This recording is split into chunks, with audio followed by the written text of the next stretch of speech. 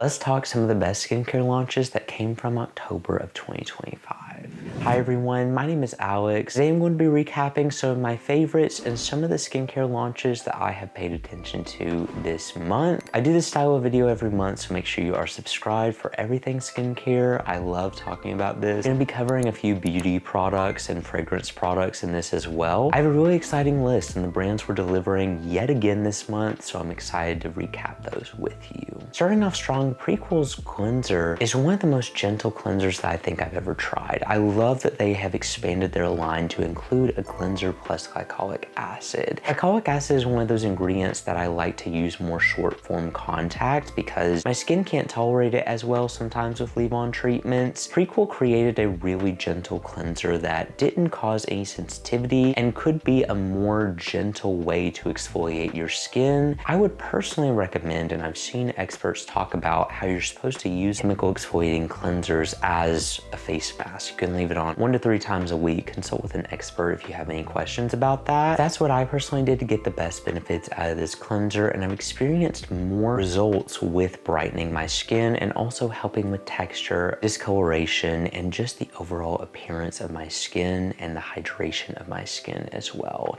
Those are some of the benefits that I have seen with using this more continued use. Very gentle. I personally just use it once a night because that's how my skin best tolerates glycolic acid. I felt like this was a really gentle cleanser option for a glycolic acid product. And if you've been looking for that in a cleanser, this would be the way to go. Also great on the body as well. Prequel also has a new face mist from their multi-quench collection, which I am so excited for. The multi-quench serum utilized polyglutamic acid. I haven't gotten my hands on this product yet, but I feel like it's going to be a really beautiful face mist. It has a great price tag attached to it, and I can't wait to see what finish it leaves and how it performs for my skin. This is looking like a promising launch because I'm a sucker for a good face mist. I love when they're not crazy expensive, and that's what Prequel did with this launch. I made a video talking about Naturium's cream cleanser and why it was one of my favorite ones for sensitive skin, and they brought it back this month. Their new multi-calm cream cleanser looks to utilize some balancing, some nourishing, and some skin barrier supporting ingredient, and they revamped this formula so well. I was so broken whenever I saw that it was discontinued from their original sensitive skin collection, but little did I know they were making it better. It has the same claims to gently cleanse and moisturize the skin as well, but by the looks of it, it has great gentle cleansing agents and it has oat in it as well to soothe the skin. I cannot wait to get my hands on this and try it for myself. And I will be able to compare it to the original formulation as well. The Ordinary's back with a new lip launch, which is their PHA lip exfoliating serum. This is a really gentle, more moisturizing PHA exfoliant that also includes some nourishing ingredients as well. Now, I would recommend pairing this with a lip balm to get the maximum benefits out of it. It more just promotes regular exfoliation for the lips. I do wish that the Ordinary released a bigger face and lip serum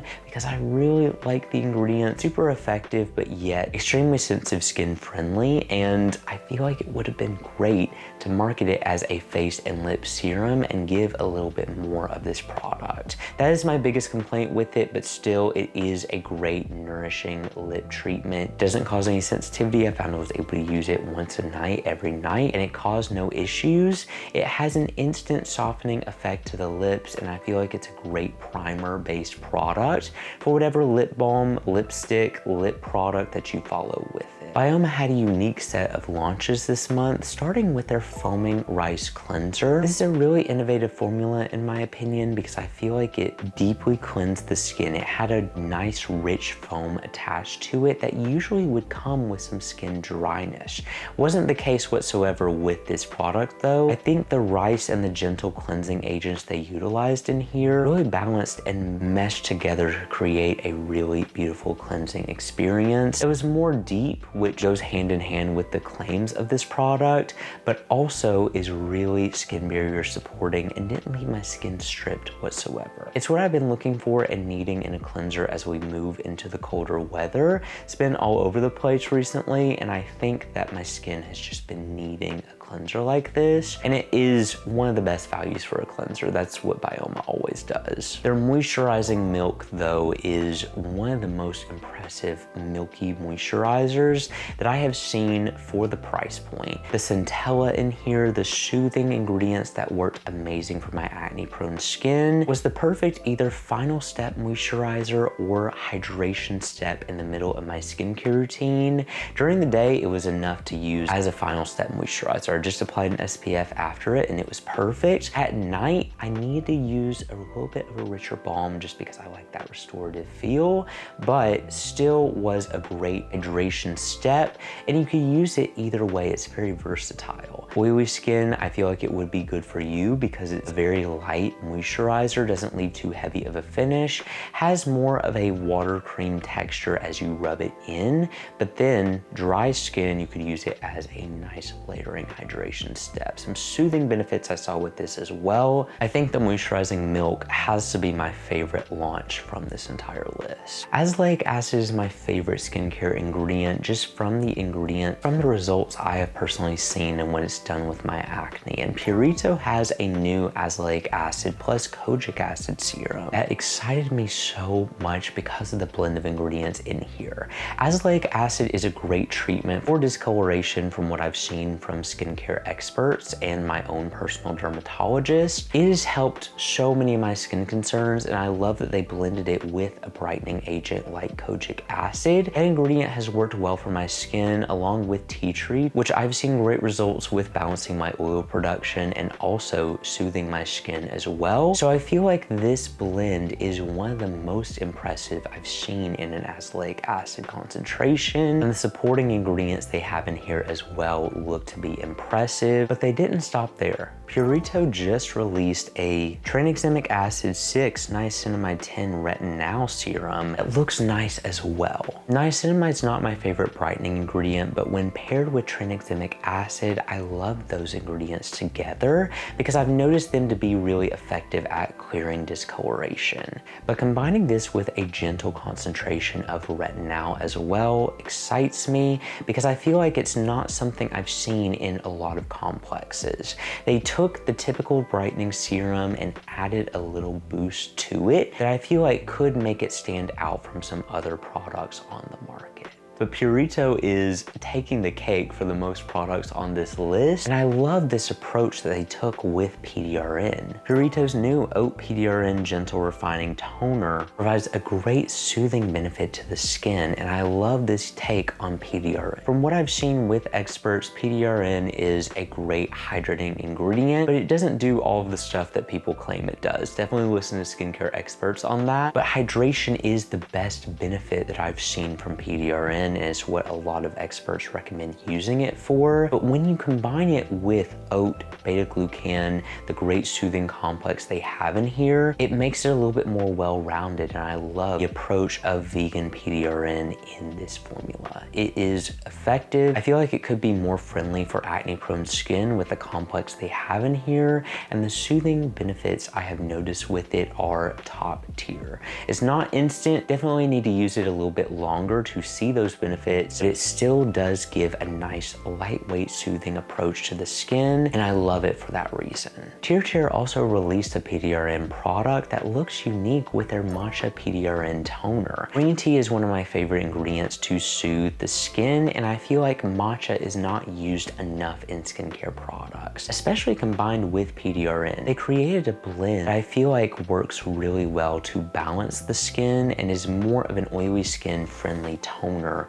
even though I've seen some people saying it's a milky toner. Definitely more lightweight, it blends into the skin practically immediately, and it complements skincare actives really well to maximize the benefits I have personally seen with soothing my skin and also balancing oil production while nourishing it internally. I feel like this is a really well-rounded complex toner, and it has worked amazing to replenish my skin barrier in a really lightweight way. It's funny because not too long long ago, I was wondering why a lot of brands don't release azelaic acid cleansers. Not that a cleanser is the most effective way to deliver that ingredient, but still, if you're wanting a boost of it, it may be a great way to do that. Right as I was thinking that, Good Molecules announced that they were releasing an azelaic acid cleanser. I haven't felt this product yet. I don't have it yet. It is currently on order, but from the claims, from the swatch that they posted on their Instagram, it looks to be very soothing, a little bit of a milky cleanser, and I love that approach that they took with it. They're really targeting redness with this treatment. It's a great price point. I cannot wait to see what azelaic acid looks like from Good Molecules. Good Molecules also dropped an azelaic acid serum that I also haven't felt yet, but I'm super excited for. That they're marketing towards discoloration, that they're marketing towards balancing the skin. I can't wait to see what complex they included in here because Good Molecules make some of the best active-based serums and treatments that I've tried for an amazing price point. This could be a game changer because I remember when they released their mandelic acid serum, it was a game changer for me, and $12 is an amazing price point for azelaic acid. They're claiming it soothes redness, helps with discoloration, and also comes in a really moisturizing delivery. I cannot wait to see how this feels. I'm always intrigued by fragrance brands and how they're going to stand out. Lure has done an amazing job with that. I've actually gotten 2 of their fragrances, and I can't lie, they won me over with their marketing, they won me over with their packaging, and the notes are very complex of these fragrances. They're also not terribly expensive. Fragrances are expensive as is, but comparing them to others at Sephora, these are on the lower end of the price scale. They're still a splurge, but I have to say they last long, and the ones that I got, which were Sublimity and Disfruta, are so amazing. They last forever. They smell unique, and I've never smelled anything quite like these. Disfruta has a beautiful passion fruit and cedarwood mix that is so unique and smells like a fresh drink that you would get out somewhere. Sublimity was a little bit sweeter than I was expecting at first, but it transformed into this really nice fragrance with the sandalwood and the coconut nectar in this. It is so amazing. I got a lot of compliments on both of these fragrances, and I'm saving them just for special occasions. I love the packaging, I love the marketing, I love the fragrances. I love fragrance. Like, I just like smelling good, and these products are ensuring that. But while we're on the topic of fragrances, I also want to bring up Cyklar released new additions to their fragrance oil collection, and I love layering with these fragrance oils. They have a core vetiver and an amber hour that they have added. I have already added the amber hour to my cart. I'm just a big fan of amber fragrances, and the notes in this are really stand out. I love applying these onto my pressure points, and even though they're not as outwardly smelling, I like to smell them, and when people get closer to me, they smell them. I also love layering with these oils. I feel like they add a little bit more depth to some fragrances, and that's how I feel like they are used best. I can't wait to try out these new fragrances from them. I truly feel like Cyklar gets the fragrances right with every single launch that they have. If you're a fan of under eye patches, Beauty of Joseon has a new ginseng plus retinol under eye patches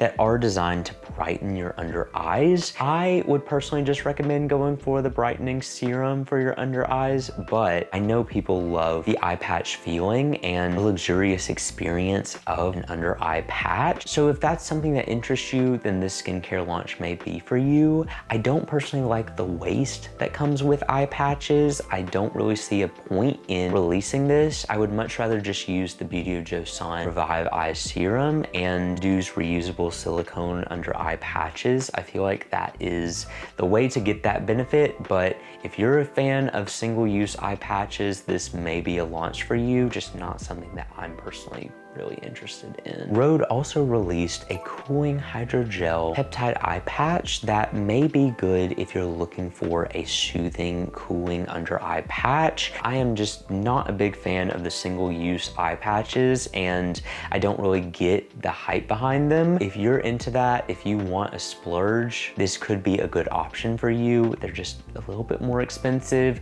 I feel like I would just use a peptide serum with a reusable eye patch. I'm also not the biggest fan of Rhode's glazing fluid, which I'm kind of assuming is going to be very similar to this eye patch. I haven't looked too much into these because I just don't really subscribe to using single-use eye patches, but if you're into that concept, Rhode did come out with a new cooling under eye patch. Wrapping up this list with a new bamboo sunscreen from Haruharu. I cannot wait to try this. This is their new Black Bamboo SPF veil. I love the title veil whenever they're talking about sunscreens because it implies it's going to be a really lightweight formula, and when it utilizes Korean chemical filters, I am tuned in. I cannot wait to try out this formula. The Black Bamboo Sun Stick was amazing to balance oil production and help my acne-prone skin. I feel like this new Sun Veil could do that as well, so I'm really looking forward to trying it and seeing how performs for my skin. That does it for the skincare launches that I found this month. Let me know if I missed any or what your favorites are from this list. Thank you all so much for watching this video. If you enjoyed it and you want to see more like this, make sure you subscribe because I post new videos every week. I will see you all in the next video.